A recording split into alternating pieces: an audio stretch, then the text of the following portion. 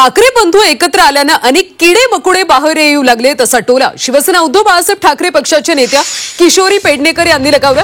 भाजपकडून आता भाषेवरून वाद निर्माण करण्याचा प्रयत्न सुरू असल्याचा गंभीर आरोप देखील त्यांनी केला।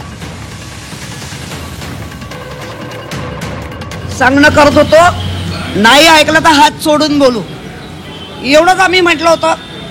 आणि त्यावर केडियासारखा जन्माला आला लगेच किडा, हा दुसरा मकोडा आला, दुसरा आता पकोडा येईल।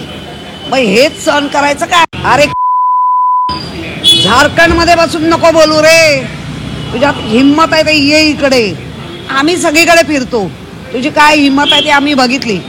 त्यावेळेला पहिलं यूपी मध्ये पण जे शड्डू ठोकून होते, महिलांवर अत्याचार केले, परत ते मंत्री महोदय झाले। हा तर अजेंडा आहे।